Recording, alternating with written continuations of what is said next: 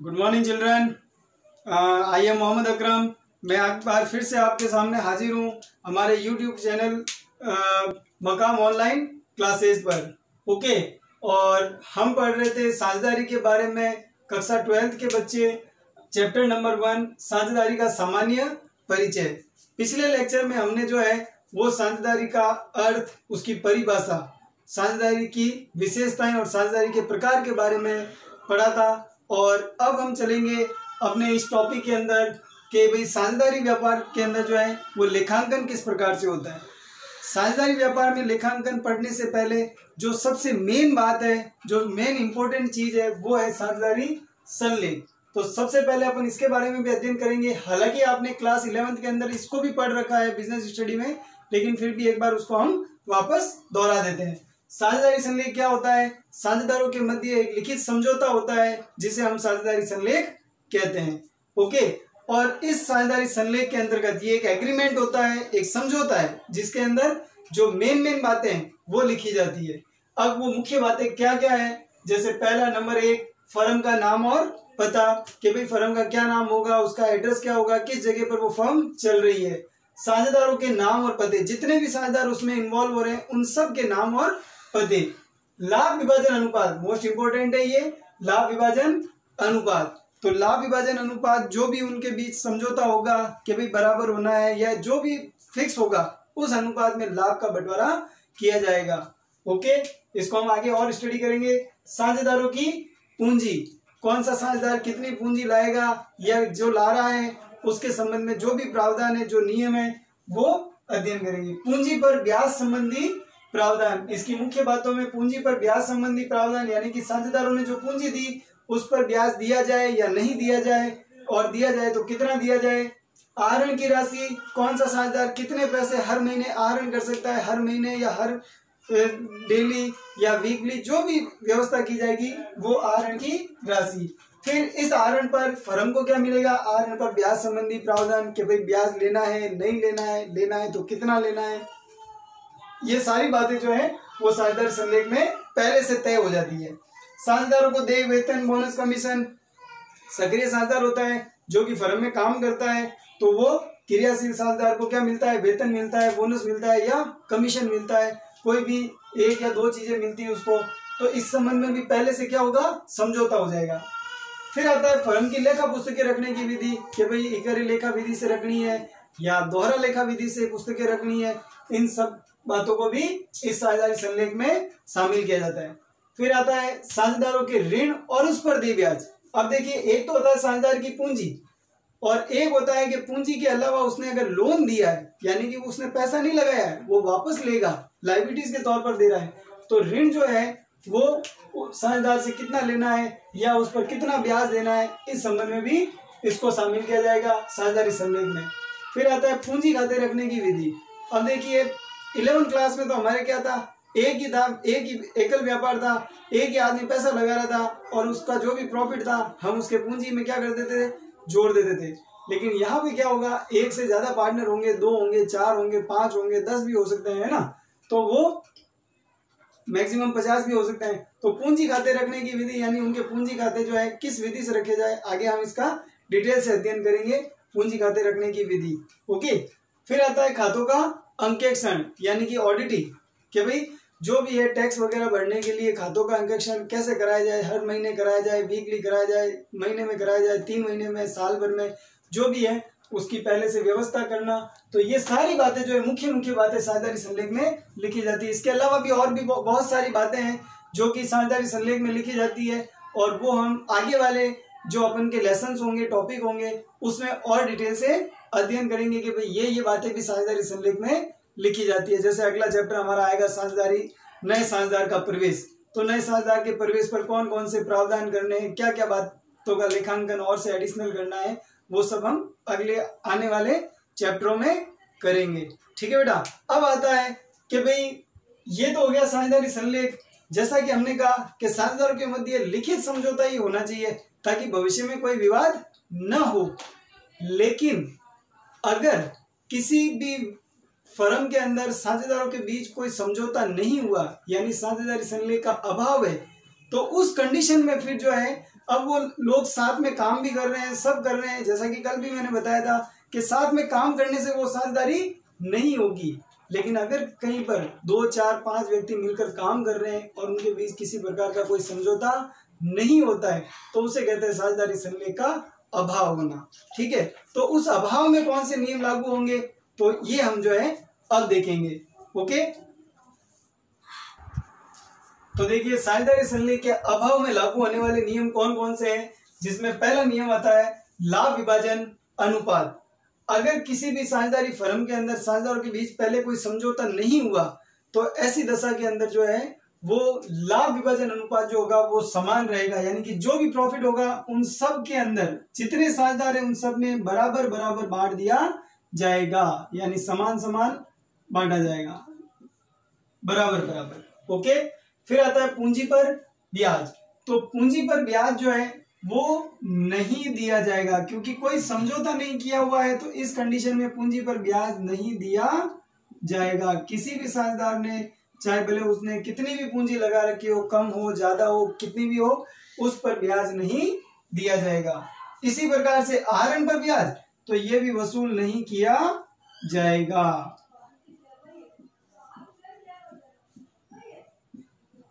वसूल नहीं किया जाएगा। फिर आता है हमारा साझेदारों को वेतन, बोनस व कमीशन।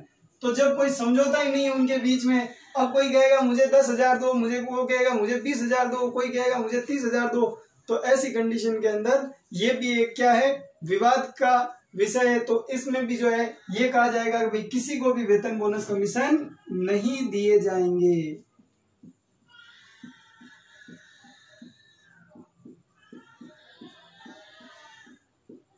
किसी भी साझेदार को वेतन, बोनस या कमीशन का भुगतान नहीं होगा। कब? जब साझेदारी संलेख का क्या होगा, अभाव होगा। ठीक है, फिर आता है लास्ट साझेदारों के ऋण पर ब्याज। साझेदारों ने पूंजी के अलावा फर्म को क्या दिया है, ऋण दिया है, पैसे उपलब्ध करवाए। तो इस कंडीशन में जिसने भी पैसे उपलब्ध कराए उसको 6% वार्षिक दर से, एनुअल 6% वार्षिक दर से ब्याज का भुगतान किया जाएगा। ब्याज दिया जाएगा। ठीक है बच्चों, तो देखिए अगर प्रश्न के अंदर दो बातें आएगी, वो कहेगा कोई समझौता नहीं है या साझेदारी संलेख का अभाव है, फिर वो कहेगा पूंजी पर 10% ब्याज देना है। तो बेटा देखिए जब साझेदारी संलेख का अभाव होगा तो भले प्रश्न कह दे कि पूंजी पर 10% ब्याज देना है, नहीं देना है हमको क्योंकि साझेदारी संलेख का अभाव है। प्रश्न कहता है आहरण पर ब्याज लगाना है, हमें नहीं लगाना है अगर साझेदारी संलेख का अभाव है, क्योंकि वो हमें कंफ्यूज करने के लिए वो वैसा दिया हुआ रहेगा वहां पर, पूंजी पर ब्याज, वेतन, बोनस, कमीशन, ये सारी चीजें। ठीक है, बस ये ध्यान रखें लाभ विभाजन अनुपात क्या रहेगा, बराबर रहेगा, समान रहेगा, और साझेदार के ऋण पर जो ब्याज होगा वो 6% की दर से दिया जाएगा। क्लियर स्टूडेंट्स, तो अब हम आगे स्टडी करेंगे कि भाई साझेदारी बिजनेस के अंदर जो है वो खाते किस प्रकार से रखे जाते हैं। क्लियर, यानी उसका लेखांकन किस प्रकार किया जाता है।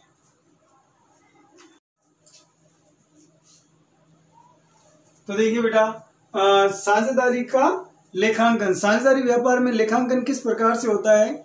सबसे पहले मैं आपको बता दूं कि कैसा भी बिजनेस हो, उस बिजनेस का हमें सबसे पहले क्या ज्ञात करना पड़ेगा, प्रॉफिट। क्या ज्ञात होता है, प्रॉफिट। और इस प्रॉफिट को निकालने के लिए सेम हर बिजनेस में एक ही प्रोसीजर है कि सबसे पहले स्टार्टिंग बिजनेस जो होता है वो हमारा अकाउंटिंग स्टार्ट होती है जर्नल एंट्री से, और जर्नल एंट्री से जाकर के ये एंड कहाँ हो जाती है, फाइनल अकाउंट पर, है ना। और फाइनल अकाउंट में हम लाभ ज्ञात करने के लिए क्या बनाते हैं, trading and profit and loss account, trading and profit and loss account. Okay students, trading और प्रॉफिट एंड लॉस अकाउंट के अंदर हमारा फर्म का क्या निकलता है, नेट प्रॉफिट। ट्रेडिंग और प्रॉफिट एंड लॉस की सहायता से अपन जो है वो हमें कौन सा अमाउंट मिलता है, नेट प्रॉफिट मिलता है ना। तो अब देखिए लास्ट ईयर आपने 11th क्लास में ये सारा वर्क किया था, जर्नल एंट्री करते थे, जर्नल को लेजर में पोस्टिंग, लेजर से ट्रायल बैलेंस, ट्रायल बैलेंस से फिर फाइनल अकाउंट, है ना। बीच में सब्सिडरी बुक्स भी थी, लेकिन अभी फिलहाल जनरल एंट्री को लेते हैं। तो journal entry, trial balance, journal entry, ledger, trial balance, फिर फाइनल अकाउंट, और फाइनल अकाउंट के अंदर trading and profit and loss account, और फिर बैलेंस शीट। ओके, अब देखिए वो तो था एकल व्यापार, एक ही स्वामी, लेकिन अब यहाँ पे एक से ज्यादा लोग इसके स्वामी है, यानी इसके साझेदार है, सदस्य है। तो उस कंडीशन में ये जो लाभ होगा, हम पहले तो क्या करते थे, बैलेंस शीट बनाते थे और कैपिटल के अंदर उसको क्या कर देते थे, ऐड कर देते थे, है ना, उस नेट प्रॉफिट को। लेकिन अब ये नेट प्रॉफिट अकेले आदमी का तो है नहीं, इसमें कई जनों का हिस्सा है। तो इसलिए इस लाभ को, फर्म का लाभ इसी प्रकार से ज्ञात होगा। साझेदारी बिजनेस का जो लेखांकन होगा, लेन देनों का, व्यावसायिक लेन देनों का लेखांकन, वो सब इसी टाइप से होगा।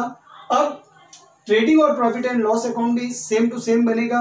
ट्रेडिंग और प्रॉफिट एंड लॉस के अंदर क्या ज्ञात होगा, नेट प्रॉफिट, और हमें इस नेट प्रॉफिट को सभी साझेदारों में क्या करना है, बांटना है। लाभ के अंदर सबका हिस्सा है ना, उस हिस्से को बांटना है। तो बच्चों देखिए, ये ऐसे ही नहीं बटेगा किसी रेशियो में, बल्कि उसके लिए एक विशेष खाता खोला जाता है जिसे हम लाभ हानि नियोजन खाता, profit and loss appropriation account कहते हैं। यानी कि साझेदारी में व्यवसाय का शुद्ध लाभ अथवा हानि का बंटवारा साझेदारों के बीच करने के लिए एक विशेष खाता खोला जाता है।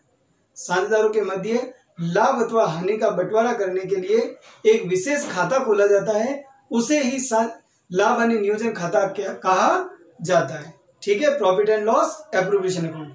और ये खाता नाम मात्र की प्रकृति का होता है और लाभ हानि खाते का ये एक विस्तृत रूप होता है। ये ध्यान रखें, नाम मात्र की प्रकृति और लाभ हानि खाते का विस्तृत रूप।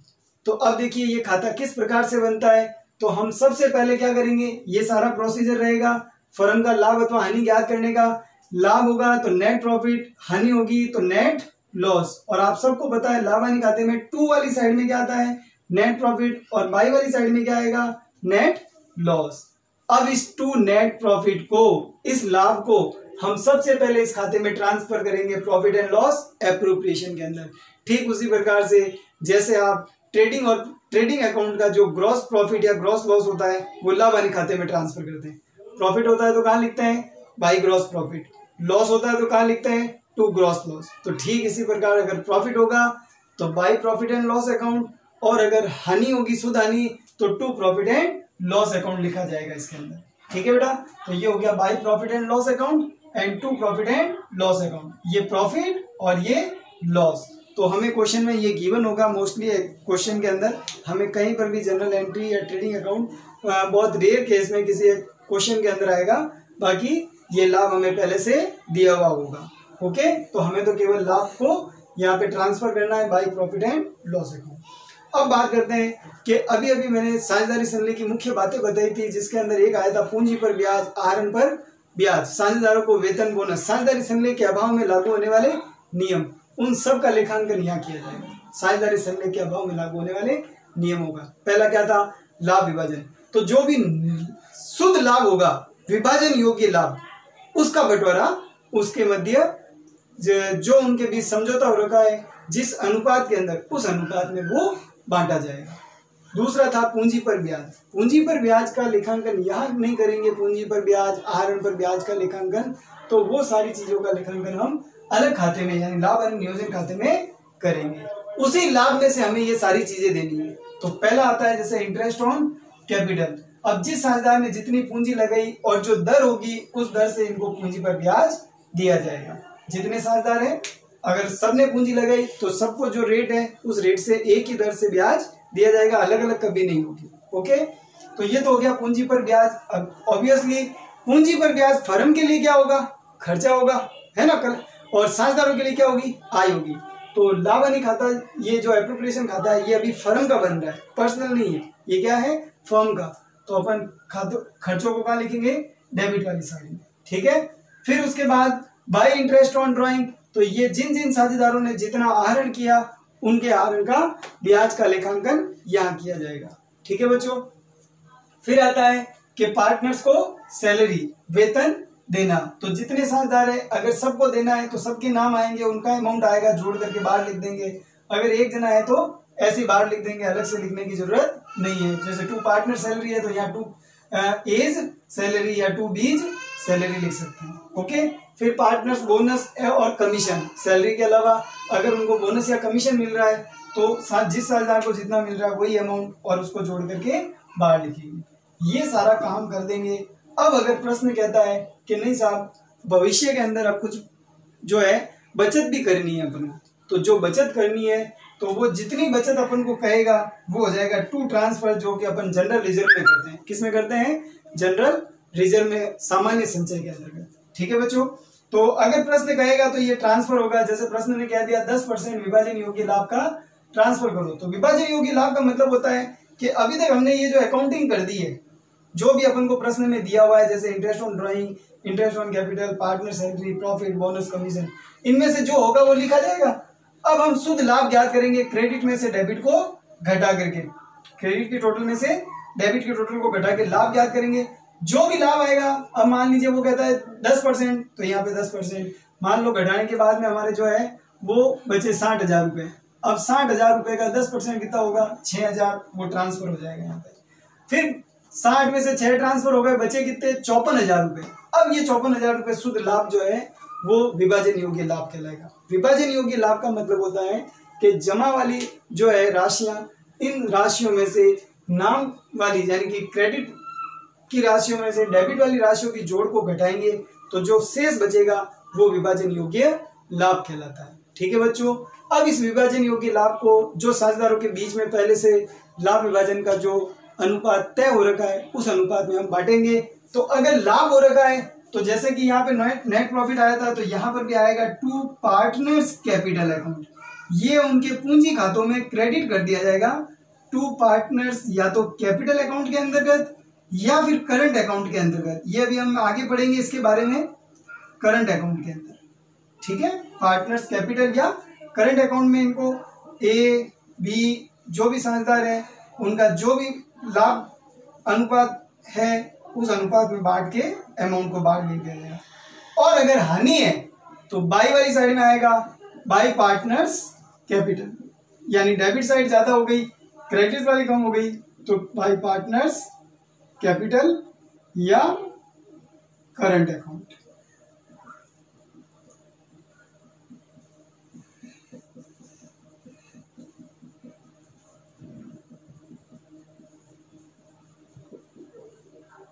ठीक है बेटा, तो देखिए ये था हमारा कि भाई साझेदारी फर्म का जो लाभ है उसको किस प्रकार से बांटना है। तो बांटने के लिए क्या करेंगे? लाभ हानि नियोजन खाता बनाएंगे। क्लियर? अगला चलते हैं साझेदारों के पूंजी खाते पर। तो बच्चों देखिए, अब अगला लाभ हानि नियोजन खाते के बाद अगला क्या आएगा? साझेदारों के पूंजी खाते रखने की विधियां। साझेदारों के पूंजी खाते बनेंगे। ठीक है, अकाउंटिंग में भी लाभ हानि नियोजन खाते के बाद क्या बनाएंगे? साझेदारों का पूंजी खाता। अब ये पूंजी खाते बनाने की 2 विधियां होगी। नंबर 1 स्थायी पूंजी विधि और नंबर 2 परिवर्तनशील पूंजी विधि। स्थायी पूंजी विधि का मतलब जिसमें पूंजी जो है वो फिक्स रहेगी, स्थिर रहेगी, हर साल उसमें बदलाव नहीं होगा जब तक कि कोई विशेष घटना घटित नहीं हो जाती, जैसे अतिरिक्त पूंजी लगाना या पूंजी के अंदर कमी करना। ठीक है, और परिवर्तन का मतलब हर साल उसमें क्या होगा? बदलाव होगा, यानी कि उसमें जो भी एडजस्टमेंट है, एडजस्टमेंट होने के बाद की, जिसको अपन समायोजित पूंजी भी कहते हैं, वो परिवर्तनशील पूंजी होती है। ओके, और ये बिना समायोजन वाली पूंजी है। क्लियर? समायोजन का मतलब लाभों का या कोई आहरण का, आहरण पर ब्याज, पूंजी पर ब्याज, इनका कोई समायोजन नहीं किया गया हो। क्लियर? तो देखिए, पूंजी खाते रखने की पहली विधि स्थायी पूंजी विधि। इस विधि के अंतर्गत जो है वो फर्म की लेखा पुस्तकों में 2 खाते बनाए जाते हैं। नंबर 1 पार्टनर्स कैपिटल अकाउंट और number 2 partners current account. Capital account और करंट अकाउंट। कैपिटल अकाउंट, इसमें केवल 4 चीजें आएगी। नंबर 1 साझेदारों की पूंजी का प्रारंभिक शेष, ओपनिंग बैलेंस, क्लोजिंग बैलेंस, अतिरिक्त लगाई गई पूंजी या फिर पूंजी निकाली गई पूंजी, यानी पूंजी में जो कमी कर दी, जो लगाई गई है उसमें से भी क्या कर लिया? पूंजी जो है वो आहरित कर ली, यानी निकाल ली गई फर्म से। तो देखिए 4 ही चीजें आएगी, जिसमें से 2 क्रेडिट में और 2 डेबिट में। अब पूंजी का बैलेंस हमेशा क्या होता है, क्रेडिट होता है ना, तो ओपनिंग बैलेंस जो है वो आएगा बाय बैलेंस बीडी। ये बाय बैलेंस बीडी कौन सा बैलेंस है, ओपनिंग बैलेंस है। ये कौन सा बैलेंस है, ओपनिंग। और जो टू बैलेंस सीडी है ये कौन सा है, क्लोजिंग बैलेंस है। ठीक है, ऑलवेज ये ओपनिंग और ये क्लोजिंग। अब सबसे पहले ओपनिंग बैलेंस लिखेंगे, फिर ये जो बाय कैश या बैंक है ये है एडिशनल कैपिटल। यानी अगर प्रश्न में दिया हुआ है कि साझेदार ने किसी ने अतिरिक्त पूंजी लगाई 10,000, 20,000, 50,000, तो वो बाय कैश या बैंक अकाउंट लिख करके जिस साझेदार ने लगाई उसके अंदर लिख दिया जाएगा। ओके, फिर अगर आता है कि भाई साझेदारों ने पूंजी में कमी कर दी यानी पूंजी को निकाल लिया, तो ये आएगा टू कैश या बैंक। जैसे ये बाय कैश बैंक है तो इसका ऑपोजिट क्या हो गया, टू कैश या bank account. Permanent capital withdrawal, यानी कि वो तय कर लेते हैं कि अपन को तो हर साल जो है पूंजी में कमी करनी है, तो ये परमानेंट कैपिटल विड्रॉल उसी के तहत आता है। ठीक है बेटा, तो ये चार चीजें किसमें आएगी, पार्टनर्स कैपिटल अकाउंट में। इसके अलावा कोई भी चीज जो है कैपिटल खाते में नहीं आएगी। कब, जब स्थायी पूंजी विधि का प्रयोग किया जा रहा हो पूंजी खाते रखने के लिए। ठीक है बेटा, फिर अगला आता है पार्टनर्स करंट अकाउंट। अच्छा, एक बात और कि ये जो बाय बैलेंस बीडी है, ओपनिंग बैलेंस, अगर किसी प्रश्न के अंदर बैलेंस नहीं, शेष नहीं दिए हुए हैं कि भाई पूंजी खातों के शेष, और वहां लिखा हुआ है कि व्यापार प्रारंभ किया इतने इतने रुपए लगाकर, 50,000 रुपए और 70,000 रुपए लगाकर, तो वहां पे ये जो बाय बैलेंस बीडी है इसकी जगह भी बाय कैश या बैंक लिखा जाएगा, क्योंकि अभी व्यापार शुरू हो रहा है, पैसा आएगा और पैसा लाने का, पूंजी व्यापार शुरू करने का कैश टू कैपिटल ही एंट्री होती है, तो वो हो जाएगा बाय कैश या बाय बैंक अकाउंट। ठीक है बेटा, अब आता है पार्टनर्स करंट अकाउंट। तो करंट अकाउंट के अंदर जितने भी साझेदार को फर्म से जो जो भी लाभ मिल रहे हैं उन सब लाभों को हम क्रेडिट में लिखेंगे, और जो चीजें साझेदार से वसूल की जाएगी फर्म के द्वारा उनको हम डेबिट में लिखेंगे। यानी जो पूंजी में वृद्धि करेंगे वो क्रेडिट में, जो पूंजी में कमी करेंगे उनको डेबिट में। क्लियर? तो अब देखिए सबसे पहले करंट अकाउंट, तो करंट अकाउंट के अंदर भी सबसे पहले ओपनिंग बैलेंस और लिखा जाएगा। अब ये ओपनिंग बैलेंस तो है पॉजिटिव, अगर साफ दिया हुआ होगा प्रश्न के अंदर कि भाई चालू खातों का शेष, तो अगर वहां पे ब्रैकेट में जमा लिखा हुआ है तो जमा का मतलब क्रेडिट होता है, तो उस साझेदार का क्रेडिट में लिखेंगे। और अगर किसी साझेदार के पूंजी ये चालू खाते के शेष के आगे ब्रैकेट के अंदर नाम शेष लिखा हुआ है तो उसको डेबिट में लिखेंगे, तो वो नेगेटिव बैलेंस हो जाएगा। ओके, ये तो हो गई बैलेंस की बात। अब आते हैं आगे, तो इंटरेस्ट ऑन कैपिटल, ये पूंजी में क्या करता है, वृद्धि करता है। लाभ हानि नियोजन खाते में जो चीजें डेबिट में थी ना, लाभ हानि नियोजन खाते के डेबिट में, यानी टू इंटरेस्ट ऑन कैपिटल, तो ये by interest on capital. To partner salary, ये by salary. Partners bonus commission, ये बोनस और कमीशन, तो ये सारी चीजें कहाँ आ जाएगी, क्रेडिट में, क्योंकि ये साझेदार को मिल रही है तो उसकी पूंजी क्या होगी, वृद्धि होगी। क्लियर?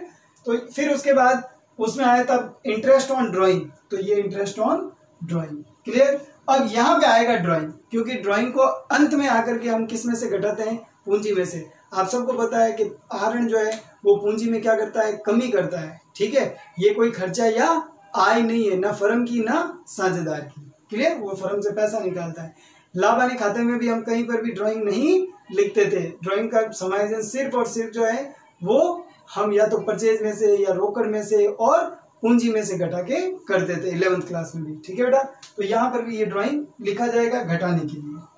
फिर आता है ये by profit and loss appropriation और to profit and loss appropriation, दोनों साइड में अगर शुद्ध लाभ हो रखा है, यानी टू लाभ हानि नियोजन खाते में लाभ हो रखा है, तो लाभ में क्या आएगा, टू पार्टनर्स कैपिटल या करंट, तो ये आपका प्रॉफिट है और ये आपका लॉस है पार्टनर्स का। ठीक है, तो अगर प्रॉफिट होगा तो by profit and loss appropriation account, और हानि होगी तो to profit and loss appropriation account. फिर हम दोनों पक्षों की टोटल कर देंगे और बैलेंस निकाल देंगे। जिधर कम होगा उस साइड में बैलेंस सीडी आ जाएगा। अगर क्रेडिट ज्यादा है तो डेबिट वाली साइड में टू बैलेंस सीडी आएगा, और अगर डेबिट ज्यादा है तो क्रेडिट वाली साइड में बाय बैलेंस सीडी, जो भी डिफरेंट अमाउंट है, जो भी अंतर की राशि है वो लिखी जाएगी। ठीक है बच्चों, अब देखिए दूसरी विधि है परिवर्तनशील पूंजी विधि। ज्यादा कोई फर्क नहीं है, इस विधि में दो खाते बनते हैं और इस विधि में सिर्फ और सिर्फ एक खाता बनता है, वो है partners capital account. Partners capital account. Okay, ये एक ही खाता बनेगा परिवर्तनशील पूंजी विधि के अंतर्गत। जब 7,000 के पूंजी खाते किस विधि से रखे जाएंगे? परिवर्तनशील पूंजी विधि से। तो एक ही खाता कौन सा बनेगा? Partners capital account. ठीक है, अब ये जो दो खाते हमने बनाए इन दोनों को मर्ज कर दीजिए, यानी एक कर दीजिए। बस ये दो चीजें नहीं आएगी, क्योंकि जब करंट नहीं बनेगा, खाता ही एक बनेगा, तो इस खाते का कोई शेष प्रश्न के अंदर ना तो दिया हुआ होगा ना हम लिखेंगे। ठीक है, दिया हुआ भी नहीं होगा जब खाते परिवर्तनशील पूंजी विधि से बनाने हो, है ना। और अगर दिया हुआ है भी प्रश्न में, तब भी यहाँ पे कोई काम का नहीं होगा ये परिवर्तनशील पूंजी विधि में। ठीक है बेटा, तो करंट अकाउंट यहाँ पे कोई काम का नहीं होगा परिवर्तनशील पूंजी विधि के अंतर्गत। सिर्फ एक खाता पार्टनर्स कैपिटल अकाउंट, दोनों मर्ज करने का मतलब है कैपिटल खाते में वही सबसे पहले ओपनिंग बैलेंस लिखेंगे, फिर अतिरिक्त लगाई गई पूंजी, फिर उसके बाद वही interest on capital, by salary, bonus, commission, ये सारा एक ही अकाउंट हो जाएगा। By profit and loss appropriation, फिर टू कैश या बैंक परमानेंट कैपिटल विड्रॉल, फिर उसके बाद to drawing, to interest on drawing, to profit and loss appropriation loss, और फिर बाद में बैलेंस सीडी आ जाएगा। ठीक है, तो दो खाते क्या करने हैं? मर्ज करने, एक करना उन दोनों को, वो हो जाएगी हमारी परिवर्तनशील पूंजी विधि। ठीक है बच्चों, तो आज के लिए इतना काफी है। हम जो है वो अगले लेक्चर के अंदर लेकर आएंगे कि ये जो पूंजी पर ब्याज है, इंटरेस्ट ऑन कैपिटल और आरएम पर ब्याज है, इनकी क्या क्या विधियां हैं, इनके क्या प्रावधान है, इनके क्या नियम है, उसके बारे में पढ़ेंगे अगले लेक्चर के अंतर्गत। तब तक के लिए गुड बाय।